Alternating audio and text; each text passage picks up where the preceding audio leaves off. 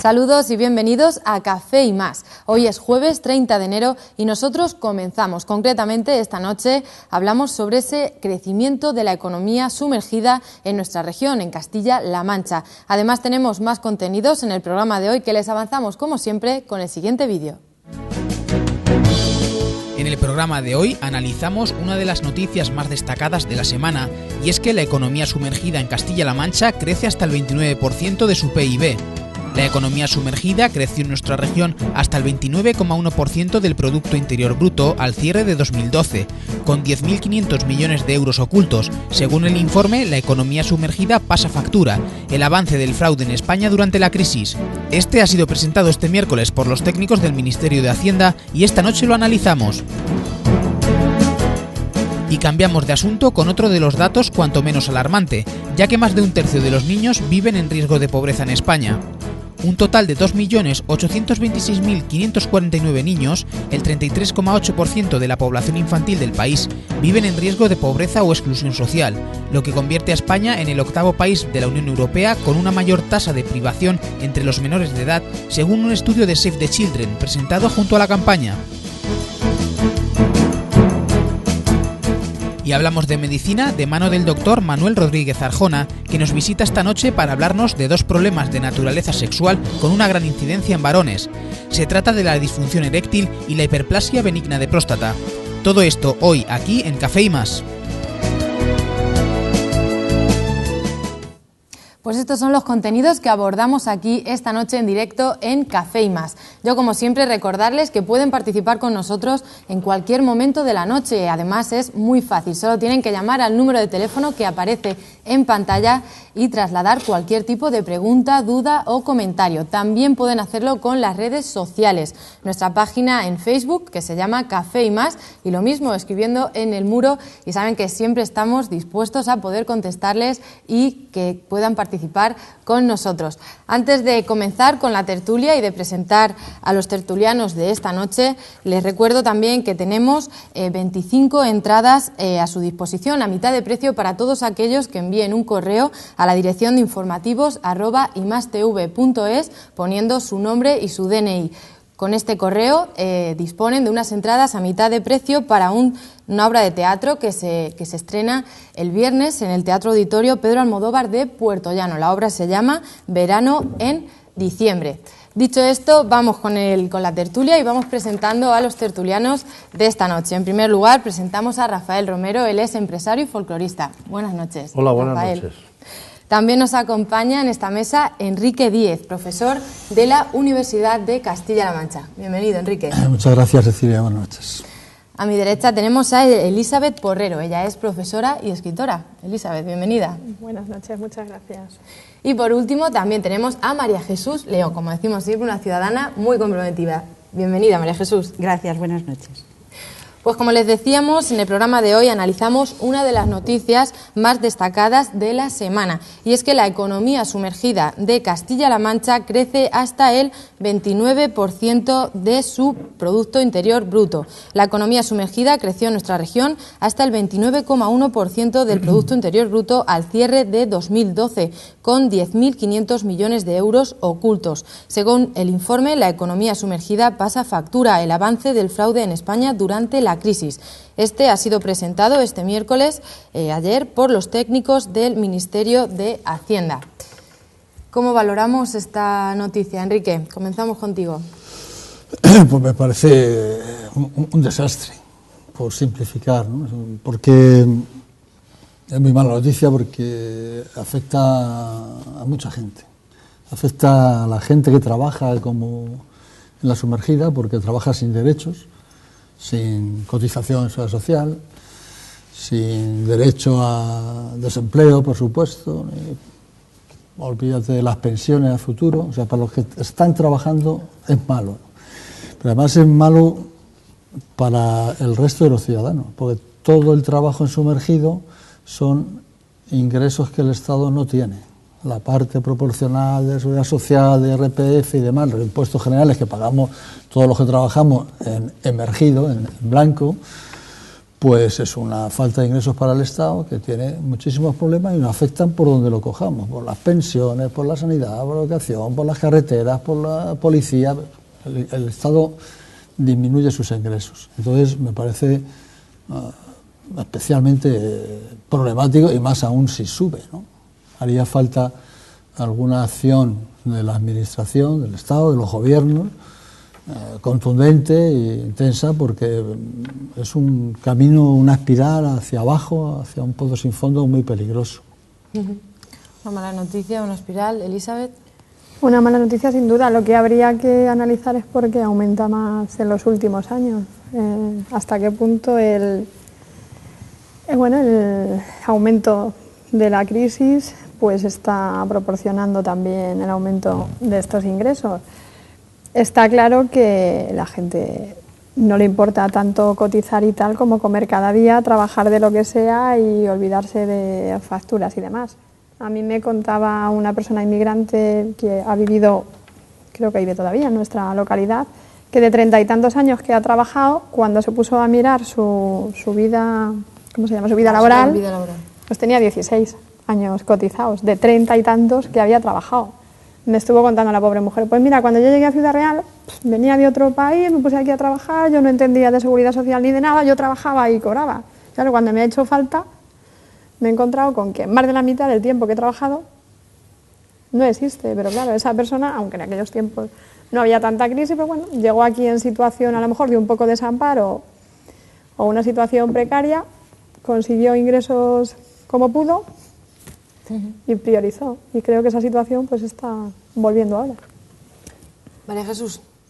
Pues sí, yo también creo que es una triste y lamentable cifra que además esconde el problema de mucha gente que tiene que coger empleo precario y sin que este empleo, además que seguramente está mal pagado, sirva para una cotización, para una futura jubilación o pensión o incluso cobrar el paro. Y desde luego, claro que creo también que la crisis y el momento tan malo que se está viviendo por las políticas que se aplican y por todo en general, ayudan a que esto aumente. En Castilla-La Mancha es un 29%, pero es que en España es casi el 25%. O sea, que es una cifra llevada a euros muy grande del PIB del país. Entonces, me parece triste, me parece que hay personas que se aprovechan de la situación que vivimos, que ofrecen trabajos en estas condiciones aprovechando la necesidad de las personas que necesitan trabajar y prefieren coger cualquier cosa a no tener nada. Y también creo, por otro lado, a veces hasta pienso que es una cosa que al gobierno, a los gobernantes, hasta cierto punto les interesa que termine o no, porque yo estoy convencida que estas altas cifras de economía sumergida es lo que está evitando que la gente esté en la calle pidiendo una serie de derechos, o sea, un estallido social. Porque si efectivamente todo el mundo que está trabajando en una economía sumergida no percibiese ningún salario ni ningún dinero, en la calle habría barricadas, estoy convencida. Y para que esto terminase, lo único que tendría que hacer el gobierno es poner más inspectores fiscales, que todas estas cosas saliesen a la luz y no se permitieran. O sea, que es que se juntan una cantidad de condiciones para que todo esto se dé, que todas me parecen lamentables. Rafael. Yo estoy de acuerdo con vosotros tres en todo lo que habéis dicho, pero no sé si os habéis olvidado tú has dicho, Enrique, que es malo para el resto de los ciudadanos. El resto de los ciudadanos hay muchos que lo consienten, porque esta economía sumergida puede ser, uno, porque contratan a gente y no los dan de alta, que eso es horroroso y había que darles un palo, pero también hay que darle un palo a los que llevan un chapuz a su casa y les dicen con IVA o sin IVA. Y no están dados de altas. A esos señores, y son muchos, yo puedo asegurar que 2 veces que me ha ocurrido y me lo han ofrecido, el autónomo que ha ido, ¿le pongo el IVA o no el IVA? No es el caso de la economía, pero eso es economía sumergida también. Sí. Y le he dicho, no señor, Y yo no sé si pagándole el IVA él lo iba a pagar o no, pero eso había que vigilarlo también mucho, porque creo que la mayoría de las personas ya se están acostumbrando, digo la mayoría, y es un 90%, a ver normal el decir, oye, pónmelo sin IVA. No, señor, aquí tenemos que pagar todos. ¿Qué ocurre? Tú decías que efectivamente que parece que los gobiernos les viene bien. No, en absoluto. Tú dime que ese 29% que está trabajando, no al 100%, sabemos que no es al 100%, pero vamos a suponer que ese 29% se transforma en un 20% de que estaría trabajando en una empresa o en un sitio cotizando. Si estaba cotizando, un 20% de los obreros que están ahora en la economía sumergida estarían cotizando y el gobierno estaría recibiendo muchísimo más ingresos. No creo que le interese ni a este gobierno ni a ninguno que haya economía sumergida, porque es preferible que estén dado de alta para estar pagando. Y efectivamente esto es lamentable y en eso sí te doy la razón.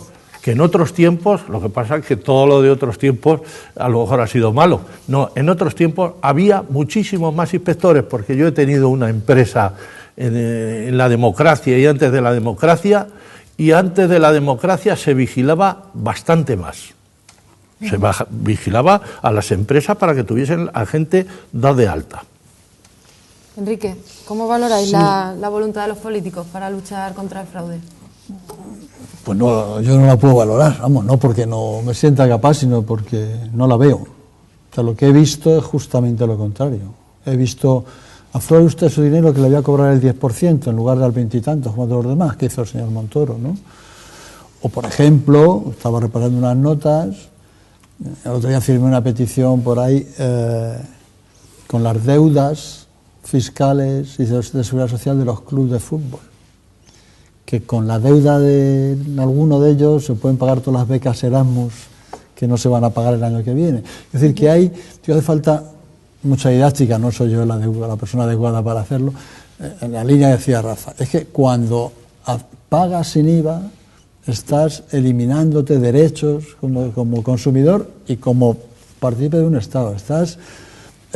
Cuando contratas a alguien, seguramente, me tiro a la piscina, abusando de su situación, porque sabes que va a trabajar porque está desesperado, porque no tiene nada, decía Lisa hace un momento, esa persona está haciendo, seguro, no me sé el código penal, pero un delito. Pero es que además roza con esos elementos de ser miserable, ¿no? De abusar de las víctimas. Porque alguien que necesita trabajar de cualquier manera porque no le llega nada a casa, no le podemos echar la culpa de que acepte un trabajo sumergido, un trabajo negro. No podemos culpabilizar a las víctimas. Hay una cierta tendencia, se da en más aspectos, de que quien es la víctima de una situación, que yo creo que las víctimas son los trabajadores que trabajan en la sumergida, por lo que explicaba antes Elizabeth, de que no hay derecho después y tal, no podemos echarle la culpa. Siempre habrá alguno que lo sabe, de alguna persona, pues siempre hay un ejemplo, ¿no? Un garbanzo, una oveja, lo que queráis, negro o blanco, lo distinto a los demás, ¿no? Pero en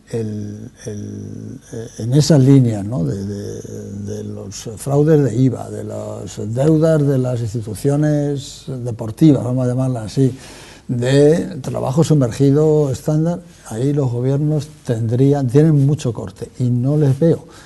No creo no creo, como decía Luis, que les venga bien, porque lo que viene bien, lo que evita el estallido social es que haya trabajo, claro, explícito, eso ayuda mejor a la estabilidad social que el sumergido.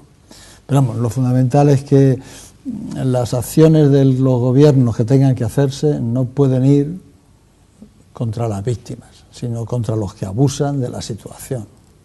De todas formas, ¿cuánto dinero negro manejan los políticos? Me da igual el partido, me da igual las ideas. Estamos viendo que dinero negro, fraudulento, etcétera, etcétera, en manos de políticos. Y eso, yo no entiendo tanto de economía, no sé si entra dentro de la economía sumergida, pero vamos, desde luego es dinero que se pierde por ahí también. Entonces, ¿hasta qué punto regulan lo que pueden regular o hacen normativas y luego las cambian y luego piensan que qué tal y qué cual. Claro, es que esto es mucho también un tema por supuesto, es muy grave y se ha agravado mucho y ha aumentado mucho por la crisis, pero en condiciones de, a lo mejor, de bonanza económica o de como estábamos hace unos años, esto del IVA y sin IVA, pues aquí en España, por lo que se ve, es una práctica que ha existido hace mucho tiempo, y es también cuestión de que los ciudadanos, las personas, los contribuyentes, el reflejo que vemos en los gobernantes y en personas que deberían esto de tomárselo muy en serio, porque repercutiría en el comportamiento de todo el mundo, pues no vemos o sea, es que no vemos que se corresponda con lo que exigen a todo el mundo. Entonces yo creo que en este aspecto el gobierno ha perdido el respeto de los españoles, porque en democracia yo creo que se firma como una especie de pacto social entre el gobierno y los ciudadanos, en el cual tú le cedes una serie de dinero a través de impuestos, tú cedes poder al gobierno, tú le das una serie de atribuciones al gobierno con el fin de que este gobierne de manera que a ti te proteja, que te dé servicios sociales, que la sanidad funcione bien, que la justicia funcione bien, que la educación funcione bien, y resulta que estamos viendo que todos estos impuestos, todas estas cosas que cada día son más altas, se pagan más, están sirviendo para financiar una serie de cosas que no tienen nada que ver con el bienestar de los ciudadanos, pues este gobierno ha perdido el respeto por parte de todos nosotros. Si a todo esto le sumas la situación tan precaria del mercado laboral, personas que a lo mejor están cobrando o nada o 400 euros de prestación, que con eso no se puede vivir de ninguna manera, y están realizando un trabajito que les proporciona un dinero extra, y vamos a criminalizar a toda esta gente, como bien decía Enrique, pues eso me parece que no puede ser. Más bien habrá que poner la vista en esferas más altas, en gente que defrauda, en empresas que no contribuyen lo que deberían de contribuir, porque mira, hace poco han salido las cifras y resulta que las empresas que facturan más dinero, como Google y otras muchas, en España el dinero que dejan es 1 millón de euros. 1 millón de euros es lo que dejan en las arcas del Estado español. Entonces, contra todas esas cosas, me parece a mí que habría que actuar de manera muy fuerte y muy dura. Y favorecer a otros empresarios. Bueno, yo pienso que el tema es muy general, que no es del momento, es que todo lo dirigimos. ¿Que tiene la culpa el gobierno? Por supuesto, este gobierno, el anterior y todos que lo han consentido. ¿Qué cantidad se defrauda? ¿Más, menos? No lo sé. Es posible que ahora más, por todas las circunstancias que tenemos. Pero ni le echemos culpa a la crisis, ni nadie está culpando, yo por lo menos no he culpado al obrero que está trabajando sin cotizar, no. Yo digo, es una cosa que tenemos en España de siempre, la picaresca. La picaresca está desde el siglo XVI y antes incluso, y esa picaresca no es en España, es en todas partes. Un detalle, que muchas veces es que decimos de detalles muy concretos, pero que no significan una cantidad grande. Lo que significa el 29% es el conjunto de todas. Pero eso que nos decían de los diputados europeos, y no los españoles, de toda Europa, que están con la cartera puesta para que se abra la sesión y salir corriendo y coger el avión, y que van todos en aviones en primera. Señor, pues eso sí que lo puedes vigilar, eso sí que se puede vigilar, y decirle, no señor, usted hasta que no acabe la sesión no se marcha, y usted no puede ir en estos aviones en primera porque cuesta muy caro.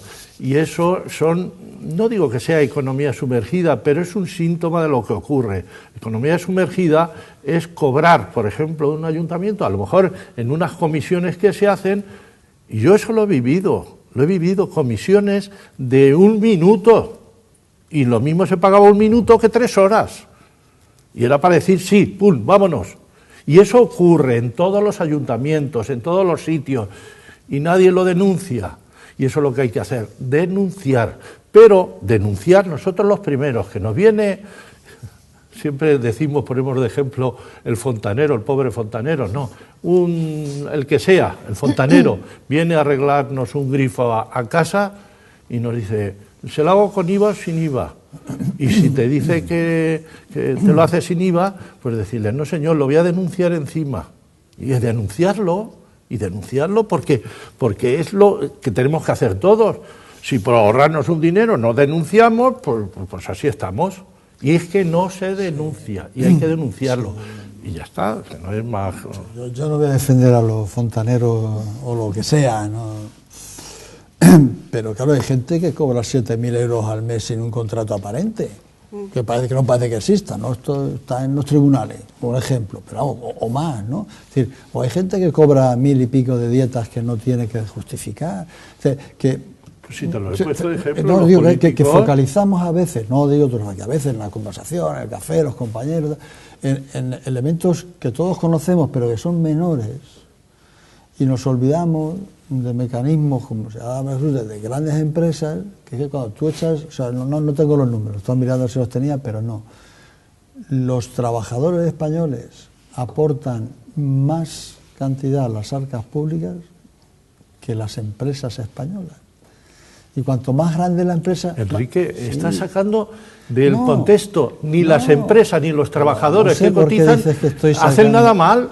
Son las empresas que no cotizan y los trabajadores que no cotizan. Sí, pero también en lo que se cotiza, las grandes empresas tienen mecanismos para hacer... ¿cuál es el término? Ingeniería. Exenciones fiscales, ¿no? Entonces, cuando te encuentras que un gran banquero español, grande porque es muy potente, no porque sea grande en sí mismo, ¿no? Pues le ponen una multa de 200 millones y la paga sin registrar, que cosa bastante atípica en este país, pues ahí es donde están los grandes agujeros.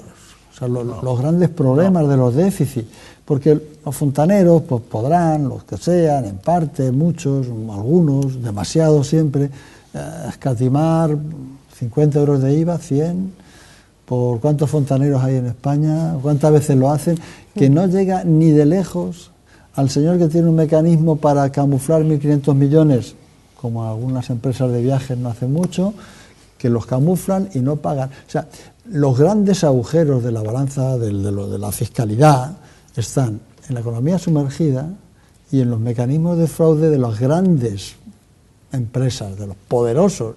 Los demás, y está mal que lo hagan, yo digo que lo hagan porque a mí, para poder hablar así, pago el IVA siempre que al lugar, en cosas domésticas, ¿no? Los que lo hagan, pues no está bien, pero es más grave por lo cuantioso y por lo que significa de ejemplo que un político de renombre o de posición o un banquero de posición pues tenga problemas con la Hacienda o con la claridad de sus cuentas. Sí, mucho más grande que cualquiera de nosotros. Yo quería salir en defensa, es que lo mismo que he dicho antes, que los pobres fontaneros siempre lo ponemos de ejemplo. Mira, Rafa, vamos a hacer un pequeño paréntesis, nos vamos a ir unos minutos a publicidad, enseguida volvemos contigo, Rafa, nos vamos unos minutitos, enseguida volvemos.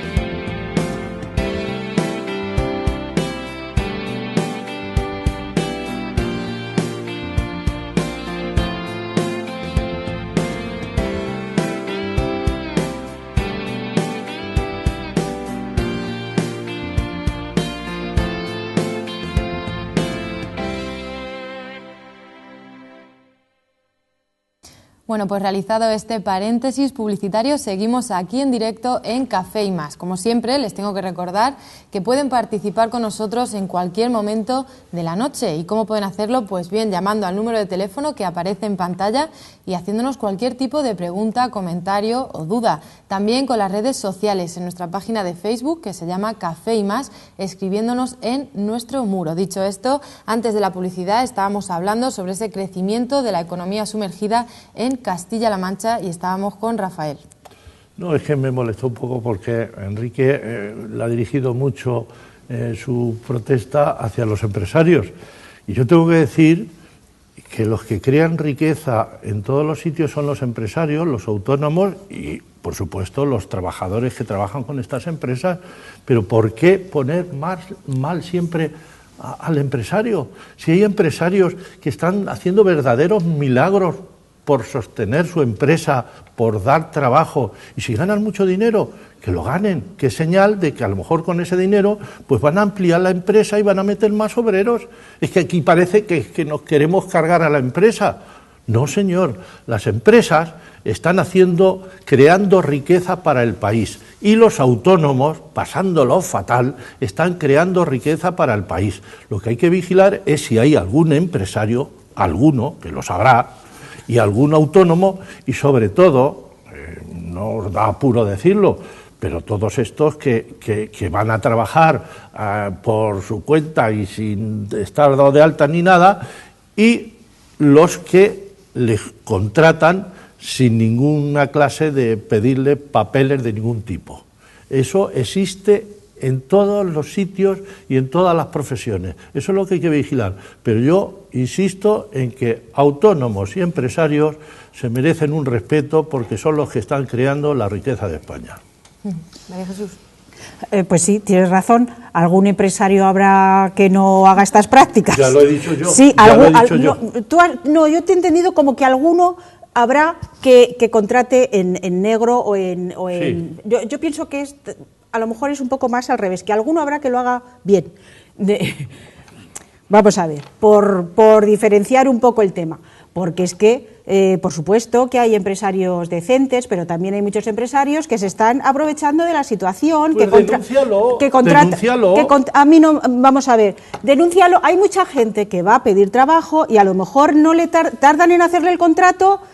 Si va a estar trabajando un año, está 3 meses o 6 sin contrato y luego los últimos se lo hacen y la persona y el empresario se está aprovechando de esto, porque es que si esta persona lo denuncia, lo mismo le echa a la calle, porque se están aprovechando de la situación existente y eso no me parece a mí que sea una cosa extraordinaria. Eso está pasando continuamente, pero si le está pasando, según están denunciando ahora mismo y ha aparecido en un montón de medios de comunicación, si le ha pasado hasta el marido de Cospedal, que lleva cobrando 7.000 euros al mes del 2011 y el contrato no se lo han hecho hasta el 2013. No estoy politizando. Está politizando un tema.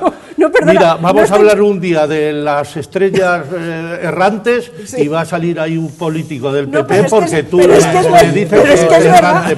Es que ha sucedido, esto ha sucedido. Si es que parece ser, es que estropeas tu buen razonamiento, lo estropeas metiendo un pufo ahí que no mira. No, es un pufo. Claro, esto es una noticia de hoy. Pero de verdad. Esto es una noticia de hoy. Oye, estamos hablando de la economía sumergida. Y eso es y vamos a hablar de la economía sumergida. Y eso que he dicho yo. Pero estás tú, pues denúncialo. Sí, lo han denunciado. Yo conozco a alguien que hace eso, te aseguro que lo denuncio. Pero te lo aseguro que lo denuncio. Vamos a ver, Rafael. Denúncialo.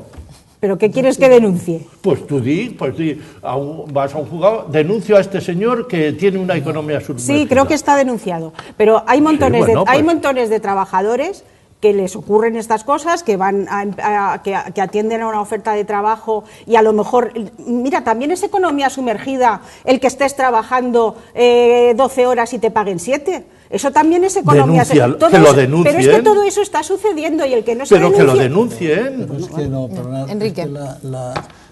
No puede ponerse la carga de la prueba en el ciudadano, en el trabajador que necesita llevar. ¿No son ciudadanos los empresarios? Sí, no, el ciudadano. De verdad estáis abusando un poco de. Pero me dejas que diga lo que quiero decir. Digo que no se puede poner la carga de la prueba. Al ciudadano. Los otros son tirados. ¿Me permites que termine? No, me ha molestado mucho lo de que los empresarios no son ciudadanos. ¿Eso lo has dicho tú? No, tú has dicho, le están metiendo la carga a los ciudadanos. No me interpretes, porque me interpretan mal casi siempre. Casi siempre me interpretan mal, así que no me interpreta, Rafa.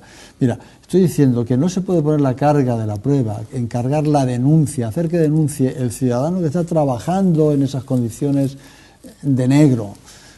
La cuestión de resolver el control de la administración, que comentábamos antes en la pausa, los inspectores de Hacienda, de Trabajo, esto es la administración la que tiene que pringarse, remangarse y meterse en el tema, no trasladar la responsabilidad al señor que trabaja 12 horas, le pagan 7, a ver qué va a decir, porque entonces no va a trabajar ni 7 y no puede pagar la luz. O sea que yo sé, y quería decirlo, voy a decirlo, que hay empresarios que funcionan muy correctamente y que hay algunos, bastante fontaneros, que facturan con IVA sin preguntar, que hay de todo. Y respecto a cargarnos las empresas, yo no quiero cargarme ninguna empresa. Querría nacionalizar alguna, eso sí, pero cargármela no, porque las empresas, el conjunto empresario-trabajador, generan riqueza del país, como bien os he explicado. Trabajadores y empresarios, porque gente con ideas, con iniciativas, son los empresarios. Emprendetori, que dicen los italianos. Si no me pongo, no habías acabado esa frase tan bonita que acabas de hacer. No, porque, bueno, si no cada uno tenemos las sensibilidades que tenemos, pero la cuestión debe,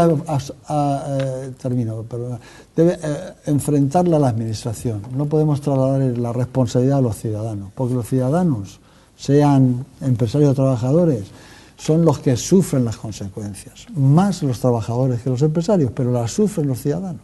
Y las víctimas no pueden hacerse cargo de la denuncia, tiene que ser la administración en este caso. En este y en muchos otros que quizá hablemos otro día. Yo sí que quiero hablar de, aunque hemos dicho que es más importante, por supuesto, el fraude de las grandes empresas, pero últimamente yo conozco mucha gente pues, de bares, de tiendas, de comercios pequeños que se quejan pues, de lo mismo, lo caro que es declararse autónomo, lo caro que está el IVA, los locales comerciales, aunque comentamos antes que habían bajado. El otro día me decía una chica que no le quedaba más remedio que cerrar la tienda, quitarse el pago del alquiler e ir casa por casa de alta como autónoma. Yo creo que así a gente que está dispuesta a instaurar pequeñas empresas se le ayuda más, se relajan un poco estas cosas, pues mucha parte de esta economía sumergida también desaparecería, porque oye, si yo no tengo que hacer un desembolso grande económico que luego tengo que amortizar para ponerme una empresita o para que mi hermano trabaje conmigo o para lo que sea, puedo dar de alta, puedo tener una seguridad legal y ofrecerla con más tranquilidad, que si tengo que estar ahí, pues lo que decíamos, ¿no? Si para pagar un local comercial tengo que estar a fiscal al mes y necesito a alguien, pues a lo mejor cojo a alguien de confianza y le digo, oye, 3 horillas 20, me ayudas por la mañana, te pago tal y aquí padeces pues gloria. Yo creo que eso es muy importante, que se revisen las condiciones, pues eso, ¿no? Más ayudas para fomentar empresas, bajar IVAs, todo este tipo de cosas que relajan a la gente. Es una cosa que no va a entrar en polémica porque creo que estamos de acuerdo. Hay una propaganda últimamente que le hacen muchas, sobre todo cosas comerciales, de electrodomésticos y tal, que dice, le quitamos el IVA. Eso incita a decir, bueno, este está haciendo trampa. No, le quitamos el 20% de lo que tiene que pagar, pero no digas el IVA porque parece que es que no pagan el IVA. Y no quiere decir eso, pero la gente dice, oye, fíjate, me han quitado el IVA. No, o si se lo ha quitado es que es un sinvergüenza ese señor. Pero el IVA es un elemento de propaganda siempre irrenunciable para muchos, ¿no? Que prohíban decir eso, que digan le quitamos el 21%. No es educativo, no es educativo. El informe Gesta también apunta que hay diferencias entre comunidades autónomas respecto a estas acciones de fraude. ¿A qué creéis que se debe estas diferencias? Enrique. Estoy mirando los números y entonces es muy alto donde hay más paro. Andalucía, Castilla-La Mancha, Extremadura, Comunidad Valenciana, Canarias. Y bueno, también es muy alto en Castilla y León, que está el 26, o sea que es muy alto en todos los lados, salvo Madrid, que no se explican bien por qué, pero bueno. Pero los números, 29,2 de Andalucía, 29,1 Castilla-La Mancha, 27,9 de Canarias, los números, la parte alta es donde hay más paro. Y es donde está claro, ¿no? Esa relación que decíamos antes, la necesidad de trabajar, la gente trabaja como puede y hay quien abusa. Y eso hace crecer, yo creo que es sencillo, eso hace crecer los números que siempre están, que son los que hemos estado describiendo, porque hay economía sumergida, está ahí, y cuando hay más paro, pues crece. Claro, porque efectivamente todas estas serie de personas que van a trabajar a tu casa a hacer una chapuza, a tu casa no quiero decir la tuya, a de todos, a hacer una chapuza, no sé, o personas que vienen a ayudar en las labores domésticas, pues muchas veces, sí, le llamamos economía sumergida, pero muchas veces es economía de subsistencia, porque es que, claro, no vamos a justificar esto, ni lo vamos, pero es que hay personas que yo creo que verdaderamente no les queda muchas veces otro remedio, porque no encuentran trabajo de otra manera por la falta de trabajo que hay. Y efectivamente a los empresarios habría que protegerlos, sobre todo al pequeño y mediano empresario, pero Es que un problema que veo yo es que la economía productiva, la que se basa en el producto del trabajo y en la fuerza del trabajo y en la compra-venta de servicios, todo esto no hay interés en protegerlo o se protege muy poco, porque la economía que está dictando muchas veces la política de los gobiernos no es este tipo de economía, es la economía financiera, la economía de casino, la economía esta virtual que aprietan un botón y se llevan el dinero aquí, se llevan el dinero allí, y es economía especulativa. Y la economía que debería desarrollar un país y la que debería pero la que los gobiernos deberían de dictar normas para que esta economía fuese adelante y floreciese y creara puestos de trabajo y creara riqueza. Este tipo de economía productiva, efectivamente, pues está pasando de moda, como si dijéramos, ¿no? Porque es que ahora lo que prima, lo que manda, lo que dicta las leyes, lo que tiene a los gobiernos cogidos por aquí es la economía financiera, que la marcan unos mercados cuya ganancia no va en que haya más ni menos puestos de trabajo ni en que se consuma más o menos, es una economía de casino, que es lo que está liderando el mundo y sobre todo Europa, y tiene a estos políticos cogidos por el cuello, y cuando ninguno de estos políticos son capaces de solucionar esto desde la política, es que ninguno de ellos merece la pena, pero ni el nuestro, ni Rajoy, ni Merkel.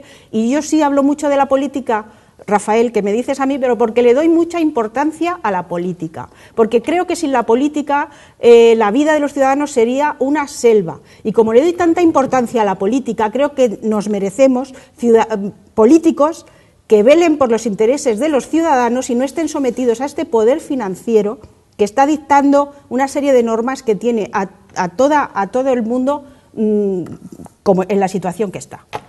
En eso te voy a dar toda la razón. Me alegro. No, en serio, si es eso. Pero, ¿cómo podemos luchar a nivel...? Fíjate que el tema es la economía sumergida en Castilla-La Mancha, y hemos acabado hablando de una forma global. Pero, ¿qué podemos hacer? Si muchas veces decimos, si es que nos viene toda Europa, pues claro, ¿y qué hacemos? Pues por lo que te ordena Europa, si ahora nuestro gobierno central, y todavía a lo mejor en un 30%, pero al final será el 100%. Pues dependemos de eso, pero que eso no podemos luchar. Pues a ver lo que votamos en las próximas europeas. Bueno.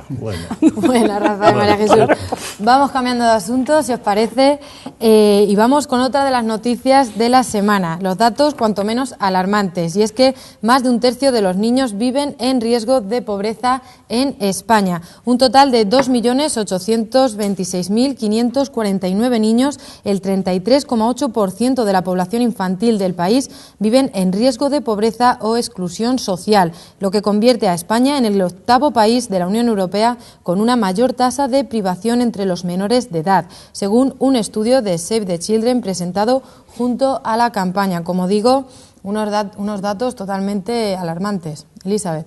Sí, unos datos absolutamente horribles. Bueno, pues yo creo que esto va un poco relacionado con el tema anterior, la dificultad de acceder a buenos trabajos de los padres. La pobreza de los niños es claramente el resultado del desastre de los adultos. Esto no tiene otra causa, y bueno, pues soluciones, claro, aumentar la inversión pública en todo lo que se refiere a pobreza infantil o más comedores infantiles, pues no sé, quizá invertir más en servicios sociales. Yo por mi profesión sé que hay padres que, circunstancias X, porque no nos vamos a meter en cómo tiene cada uno que ser padre, necesitan de los servicios sociales para sacar adelante a los hijos, para educarlos, pero bueno, pues todo viene un poco pues, como consecuencia de eso, de la mayor dificultad que hay cada vez para acceder a empleos pues un poco más estables por parte de los adultos, que indudablemente revierte en los niños. Hoy me contaba un compañero que había oído pues, que una señora le diluía el colacao que le prestaba la vecina para los niños en agua, que no tenía ni leche para darles colacao. Claro, ante esas situaciones, pues más intervención social, obviamente. Enrique. Sí, llevamos una noche tremenda, ¿no? Porque es que es muy grave, ¿no? Porque 1 de cada 3. Seguramente conocemos a muchos de estos niños, o los vemos y no lo sabemos. Algunos los veremos y nos parecerá que sí, este debe ser de ese, pero seguro que vemos, porque 1 de cada 3 son muchos, ¿no? Entonces, es tremendo, ¿no? Entonces, nuevamente, en la línea que dice Elizabeth, los poderes públicos tendrían que actuar. En un colectivo, hoy hay hay un artículo hoy en el País de Urquizu, que es un sociólogo de la Complutense, donde describe, lo titula Impedir las injusticias, y habla de los 3 grupos de población más que sufren más, son los mayores, las mujeres y los niños. Y hay un dato entre los niños, que son casi 400.000, que necesitan educación especial o compensatoria. Y eso está siendo laminado. Y dice más, porque esos niños van a ser adultos sin posibilidad de trabajar, con grave riesgo de marginalidad, con necesidad de solidaridad de los demás, ¿no? El sector de los niños, el grupo de los niños es particularmente, los mayores también, pero los niños, un futuro claro, vamos, no es una frase muy hecha, ¿no? Y es particularmente doloroso, ¿no? Estos ejemplos que señalas, otros que conocemos, que lo vemos, que hay sitios que están abriendo los comedores escolares en vacaciones para que, pagado a veces con el sueldo de los maestros, para que los niños puedan, un grupo de niños puedan comer. Canarias, esta información concreta de Canarias, ¿no? Entonces, ante eso, estamos mirando números y el presupuesto del Ministerio de Sanidad y Asuntos Sociales debe ser, sí, que no es el único que dedica fondos, las comunidades autónomas también, pues tiene un presupuesto de 17 millones en ayuda a la infancia. 17 millones de euros, una cantidad importantísima, claro, no llega, o está en el orden de 6 euros por niño al año. Ese es el presupuesto de España, al que habrá que sumar las comunidades autónomas que sé que tienen programas seguramente recortados en atención a la infancia, ¿no? O sea que si antes hablábamos de un tema desastre, decía yo, este es más desastre y con riesgos y con matices de actitudes miserables por parte, y no me quiero escapar, de los que tenemos circunstancias para poder ayudar ahí. Claro. Rafael, decía 17 millones, pero irían acompañados de políticas específicas. Sí, sería... yo estoy de acuerdo de que sería una de las primeras atenciones. Pero claro, a continuación te vienen sectores en que te dicen, ¿por qué me recortas a mí? Y yo creo que aquí había que ser contundente, decir, no, lo esencial, y empiezo por los niños. Yo lo de las mujeres, digo que las mujeres son hombres y mujeres, yo eso no lo meto. Los mayores, pues sí, también. Pero hay que ser contundente y decir, primer apartado de los presupuestos de un Estado es atender que no haya ni un niño que se quede sin comer. La fórmula, pues no lo sé, si a través de los ayuntamientos, como sea, que lo busquen. Pero claro, lo que decía antes, esta mañana oía en la radio de que están muy contentos este año el Consejo Superior de Investigaciones Científicas porque después de unos años que les han bajado por los motivos lógicos, este año les han vuelto a subir y que están contentos. De acuerdo que hay que investigar porque si no, no vamos a ninguna parte, pero a lo mejor también ahí se pueden sujetar un poquito, o como cuando cogen un cabreo tan impresionante los del cine o los del teatro porque no le dan subvenciones y resulta que de 20 películas que dan subvenciones luego se estrenan 2. Pues a lo mejor nos podíamos quedar con ver la televisión y sin ir al cine, pues no pasa nada, pero un niño tiene que comer de la forma que sea, y una comida, no como estás diciendo tú, de colacao con agua, no, una comida decente en los colegios. Creo que se está haciendo mucho, hay colegios en todas partes que cuando antes daban a lo mejor 50, ahora dan 100, porque son conscientes. Y lo buscan, pues no sé cómo lo buscarán, habrá métodos, pero en eso estoy totalmente de acuerdo. Hay que hacer lo que sea. Un niño no puede criarse, ni un mayor, pero estamos hablando de los niños. María Jesús, sí, es verdad, esto no podemos ninguno decir otra cosa más que lo que estamos diciendo. Y sí que es cierto que en los colegios Se están detectando muchas carencias en los niños que van sin desayunar. Se está notando también en el rendimiento sin ropa, sin a lo mejor haberse duchado todos los días, porque esto conlleva que se gasta más luz, más agua y no se puede pagar. Y todo esto influye en el desarrollo del niño, en el rendimiento académico, en todo. Y a la par de todo esto, la verdad también es que se han bajado muchísimo las becas de comedor, que se han subido mucho las exigencias para entrar en estas becas de comedor. Hoy escuchaba que es que hay familias que están en el límite que no pueden entrar a tener derecho a esa beca de comedor, pero porque se han subido tanto las exigencias que se quedan fuera de esta beca, pero tampoco tienen los ingresos suficientes como para proporcionar a sus hijos una alimentación y cubrir todas las necesidades que necesita, que tiene un niño, pero ni de comida, que es lo básico, ni de ropa, ni de material escolar, ni de muchas cosas que necesita un niño. Entonces es lamentable que se esté hablando pues yo qué sé, si me pones hasta de lo de que se esté discutiendo en el Parlamento de un montón de cosas y esto se deje de lado o salgan iniciativas para un poco paliar esto y se echen para atrás y se vote en contra.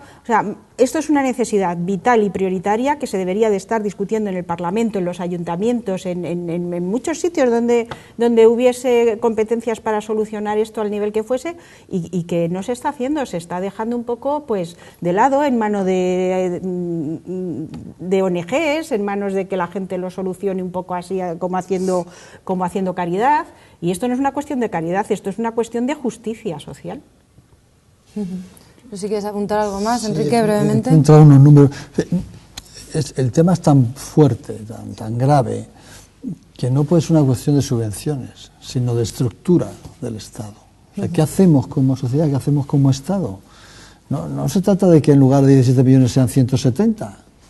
O 1.700, unos 600 euros por niño al año. O sea, que no es una cuestión de subvenciones, es una cuestión de estructura, de recaudación fiscal, de cómo es el mecanismo fiscal. En ese artículo que decía, que, insisto, perdonar, es un profesor joven muy interesante, la recaudación del Estado entre impuestos indirectos y IRPF, que no pagamos otro año más lo que pagamos cuando compras cositas, es el 86% el 86,3% de lo que recauda el Estado. Y las rentas del capital, los ahorros de la bolsa y tal, no llega al 10%. O sea, la riqueza cotiza menos que el trabajo. Y en esa estructura, o cambia esto, o cambiamos eso, o tendremos dramas como estos que no se arreglan con subvenciones, sino con una reforma fiscal seria, parecida a algunos modelos que hay por otros países de Europa. No hay que inventar muchas cosas. Pues tenemos que dejarlo aquí. Muchísimas gracias a los cuatro por acompañarnos esta noche. Rafael, Elizabeth, María Jesús, Enrique. Y nosotros nos vamos a ir a publicidad unos minutos, pero les adelanto que a la vuelta hablamos con el doctor Manuel Rodríguez Arjona sobre varios asuntos que engloba su especialidad, la urología. Así que no se lo pierdan. En unos minutos volvemos.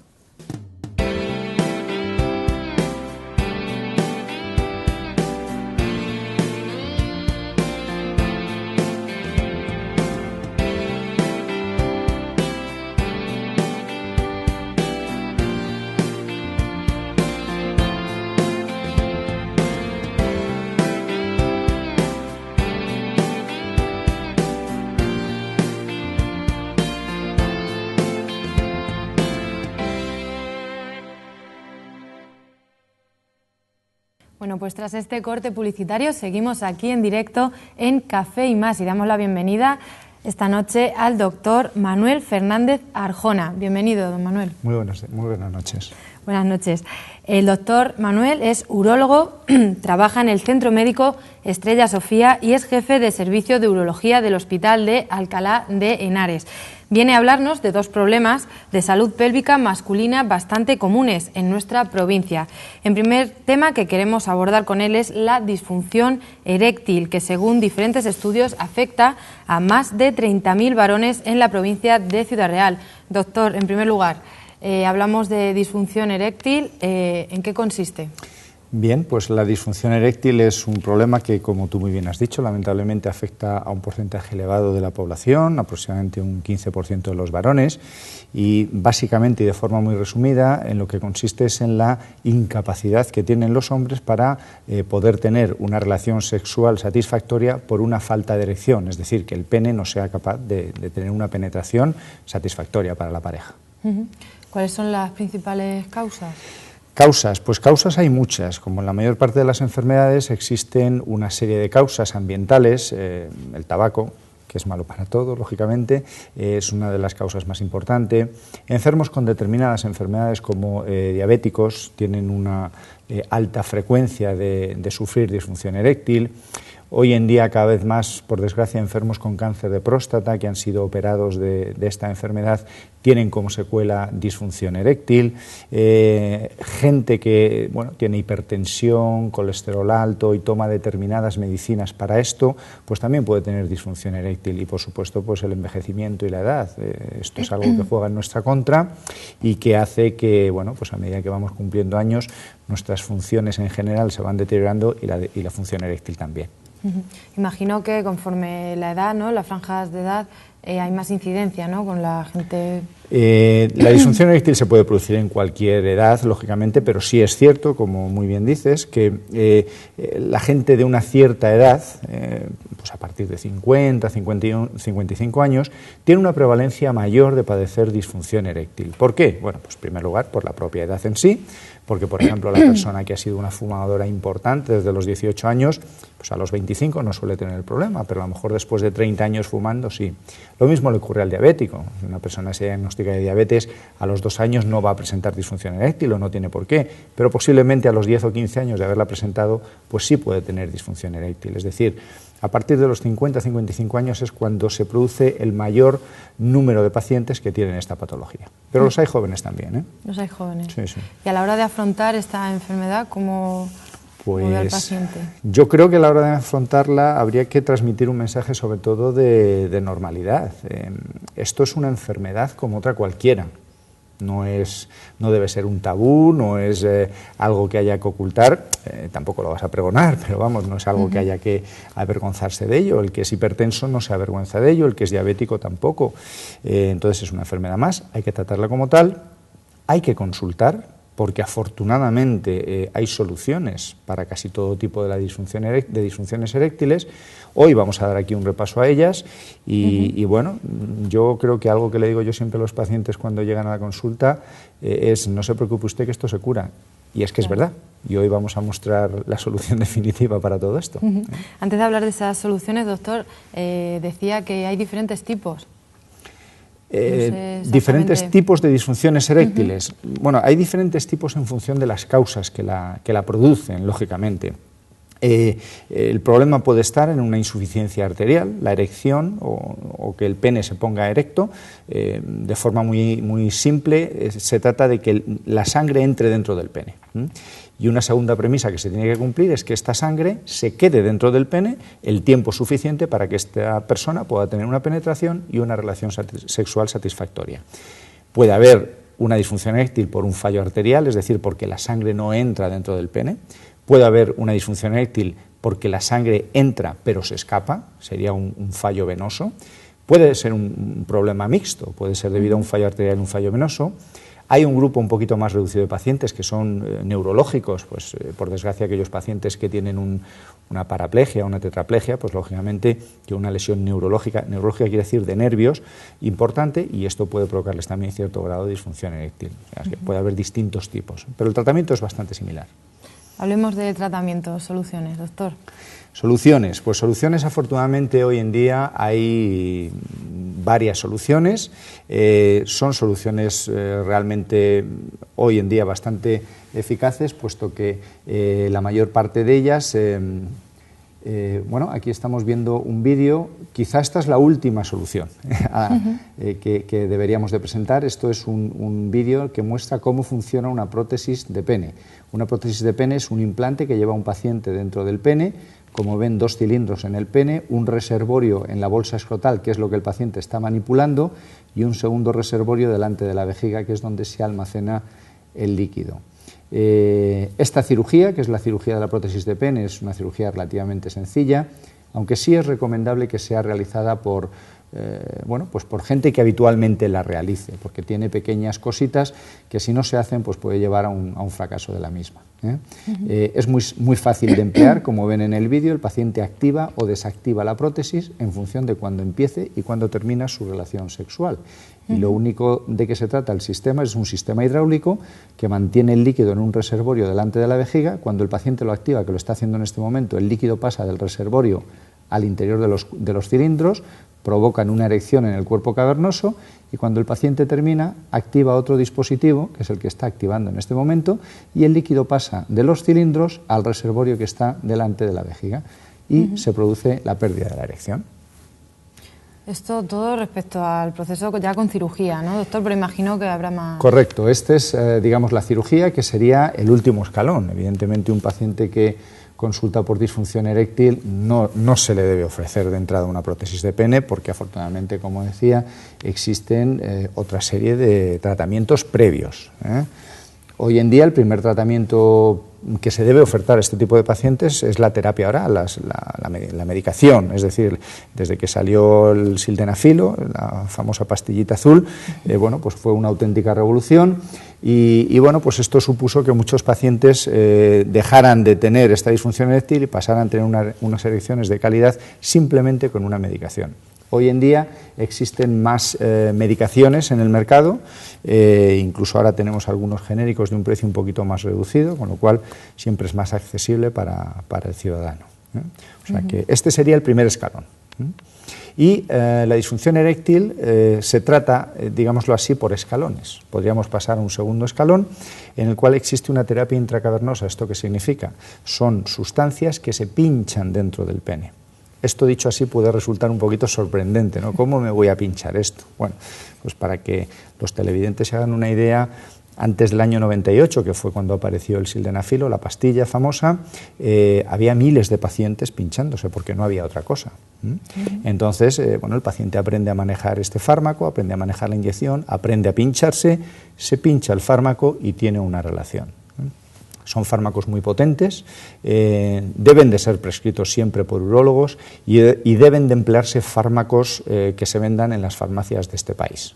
Lo digo porque, pues por ahí se venden fármacos y se gestionan fármacos que a veces ni están registrados por sanidad y esto sí es muy importante, emplear este tipo de medicinas.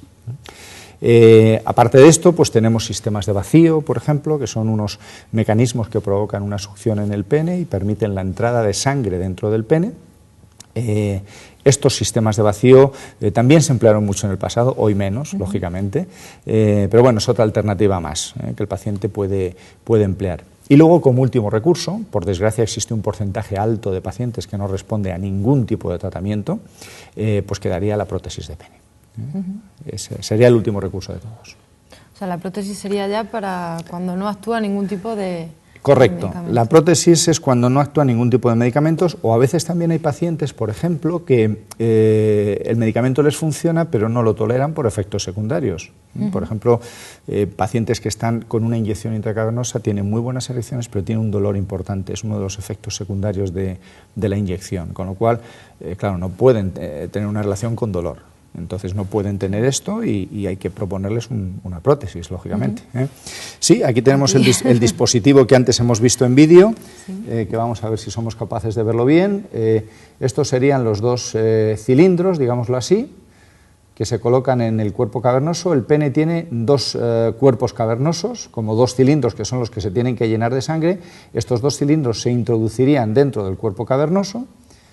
Estos dos cilindros, como se ve en la imagen, están conectados por dos tubos a este reservorio. Este reservorio es el que se coloca entre los dos testículos y el que luego el paciente aprenderá a manipular.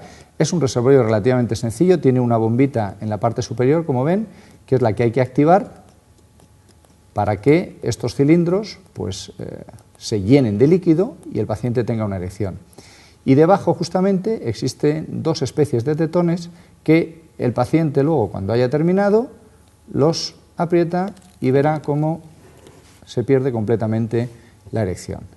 El líquido circula de un sitio a otro y este sería el reservorio del líquido que se coloca delante de la vejiga. Esto dicho así puede parecer complejo, pero insisto, es una cirugía relativamente simple y debe ser realizada por gente que habitualmente la realice, porque tiene una serie de pequeños truquitos, bueno, pues que si no lo hacemos como debemos, pues podemos convertir esto en un verdadero suplicio para el paciente. Claro. ¿Vale? Pero esto es una solución bastante definitiva y bastante eficaz. Y cada vez con mayor implantación, imagino, ¿no? Pues en España, por desgracia, no con la implantación que hay en otros países. En España se pueden estar poniendo del orden de, no conozco los números exactos, pero alrededor de 500, 600 prótesis al año, más o menos.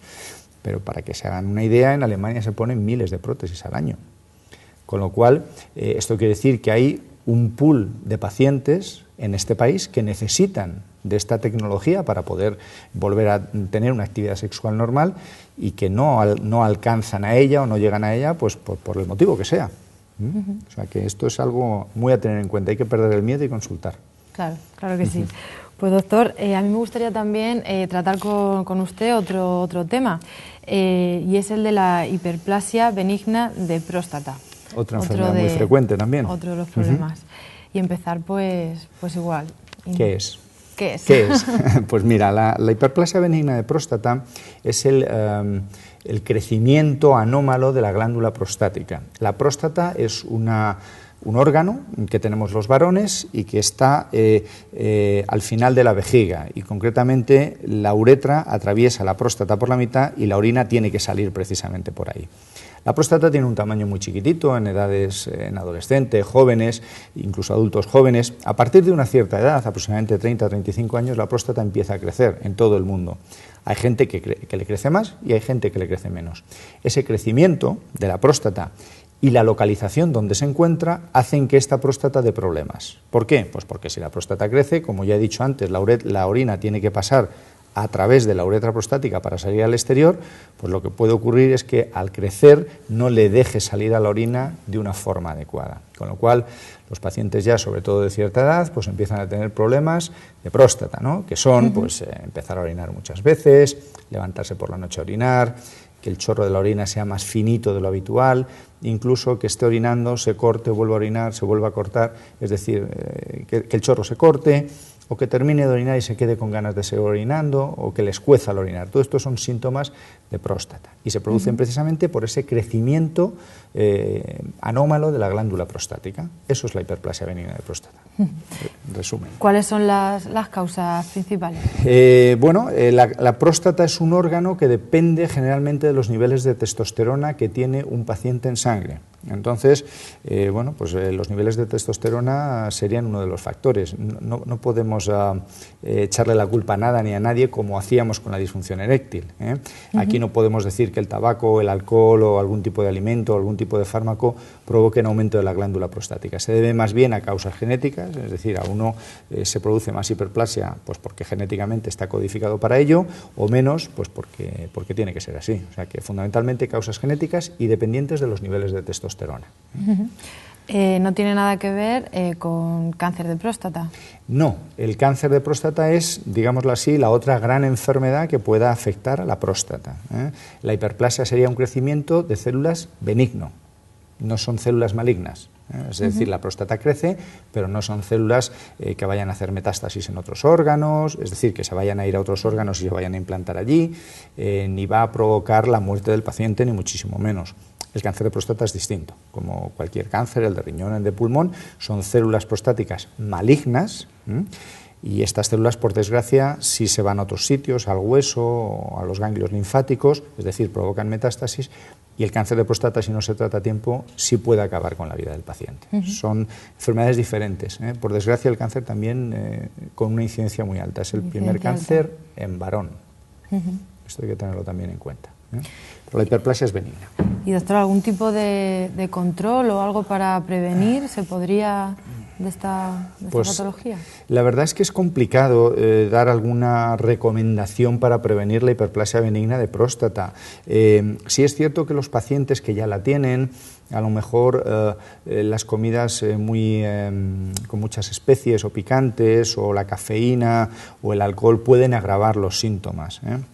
Pero prevenir en sí la hiperplasia realmente no se puede, porque como ya te comentaba al principio, la hiperplasia depende de los genes que lleve cada paciente y de los niveles de testosterona que tenga cada paciente. Y contra eso no podemos jugar, no podemos darle una medicación para que no tenga testosterona al paciente con 30 años, no tendría ningún sentido. Entonces, realmente medidas de prevención no existen. Quizá la medida de prevención más eficaz es a partir de una cierta edad, pues más o menos los 50 años, pues hacerse un pequeño chequeo para ver si empiezan a surgir problemas, si la glándula está creciendo, si no está creciendo, análisis de sangre, etcétera, etcétera. Eso sería la mejor medida preventiva. Y a nivel de consulta, la gente se anima, o sea, no es que se anime, pero... Pues yo creo que la próstata la da mucho más juego, por ejemplo, que la disfunción eréctil. La gente sí está más concienciada en ese sentido de que tiene que consultar al médico y sí vienen a hacerse revisiones, sobre todo por los dos motivos, por la hiperplasia en sí y por el cáncer de próstata. La gente sí es consciente de que es uno de los tumores más frecuentes en varones y por lo tanto pues hay que vigilarlo. Pero además lo importante es que si se coge a tiempo se cura. Con lo cual, pues merece la pena hacerse una pequeña revisión de forma periódica y, pues si surge algún problema, darle solución. Esto, por ejemplo, todavía no ocurre con la disfunción eréctil. La gente tiene que concienciarse de que, que la disfunción eréctil no te mata, pero es una cuestión de calidad de vida, ¿no? Yo creo que si tú mantienes una actividad sexual con tu pareja, cuanto más tiempo mejor, pues tu relación será mejor y, pues serás más feliz, ¿no? Claro. Hablemos de soluciones, doctor, de la hiperplasia. La hiperplasia, soluciones, tratamiento. Pues la hiperplasia benigna de próstata, el primer tratamiento, algo parecido a la disfunción eréctil, es médico también. Hoy en día y cada vez más existen fármacos que van apareciendo para el manejo de la disfunción de la hiperplasia benigna de próstata, algunos antiguos y otros un poquito más modernos. Por desgracia, con algún efecto secundario. Hay algunos fármacos para la próstata que provocan disfunción eréctil. Y de hecho mucha gente viene y dice, oiga, yo orino fenomenal, pero es que lo otro se acabó, con lo cual prefiero seguir orinando mal, quíteme usted esta medicación. Esto ocurre a veces, es uno de los efectos secundarios de algunos medicamentos que se emplean para la hiperplasia benigna de próstata. Normalmente este es el primer escalón de tratamiento, digámoslo así. A los pacientes, una vez puesto este tratamiento, se les continúa vigilando, lógicamente, y si van bien se mantiene, y si no van bien, pues hay que pasar ya al segundo nivel de tratamiento, que es el tratamiento quirúrgico de la hiperplasia benigna de próstata. Este sería el tratamiento definitivo y el segundo escalón de tratamiento. ¿Tratamientos quirúrgicos que existen? Pues el tratamiento convencional es la resección transuretral de próstata. ¿Qué es esto? Pues esto es una cirugía en la cual, como ya hemos dicho, la causa o lo que produce los problemas de próstata es el crecimiento de la glándula prostática, pues lo que nosotros vamos a hacer es quitar glándula prostática, nada más. Entonces, la resección transuretral es una cirugía que se hace a través del caño de la orina, a través de la uretra, con un aparatito muy chiquitín, que es el resector transuretral, y una especie de bisturí eléctrico. Con ello vamos cortando trozos de la próstata y lo que hacemos es ese orificio que estaba obstruido y por el que tenía que pasar la orina, lo vamos agrandando para permitir que el paciente pueda orinar con facilidad. Que ese sería el tratamiento quirúrgico convencional, digámoslo así, el que se empezó a hacer hace ya muchísimos años y el que hoy todavía se sigue haciendo. Una cirugía relativamente fácil. Una cirugía relativamente fácil, como el tema de la próstata, como el tema de la prótesis, también hay que hacerla, pues por gente que más o menos la haga. Sí es cierto que la resección prostática es mucho más frecuente que la prótesis de pene, muchísimo más. Hay muchos más pacientes con esta patología que con disfunción eréctil. Y relativamente fácil y sencilla, sobre todo con las nuevas técnicas que tenemos hoy en día, que eso es importante conocerlas. Doctor, usted con su trayectoria, que ya son muchos años, ¿a qué cree que se debe este aumento de casos de incidencia de estas enfermedades? Pues yo creo que en cierta medida se deben a que la gente, por un lado, se ha concienciado de que realmente hay que consultar por ello. Antes yo creo que la gente iba mucho menos al urólogo, igual que para las mujeres sí es muy habitual ir al ginecólogo. Para el hombre no es tan habitual ir al urólogo. Yo creo que la gente se ha ido concienciando de todo esto. Eso por un lado. En segundo lugar, muy posiblemente porque yo creo que cada vez estimamos más no ya vivir más años, sino vivirlos mejor. Entonces, a lo mejor antes una persona pues tenía problemas para orinar, tal, y bueno, pues no consultaba al urólogo, pero claro, hoy en día una persona con 70 años pues puede ser una persona perfectamente activa, que viaje, que haga deporte, que haga su vida prácticamente normal. Entonces, pues a lo mejor le molesta tener que levantarse 4 veces por la noche porque no descansa, en fin. Entonces yo creo que cada vez nos concienciamos más de la importancia de la calidad de vida. Entonces yo creo que estos son factores que han hecho que aflore más patología de este tipo. Y quitar esa especie de tabú, ¿no?, al hablar de estos temas. Yo creo que sí, definitivamente. Yo creo que estos son, bueno, pues cosas normales de la evolución de una persona relacionadas con la salud, y afortunadamente hoy en día tenemos técnicas o tratamientos o opciones terapéuticas pues cada vez más simples y menos agresivas para el paciente. Claro. Pues doctor, un auténtico placer tenerle con nosotros esta noche, y espero haber servido con todos esos consejos que les da a los espectadores.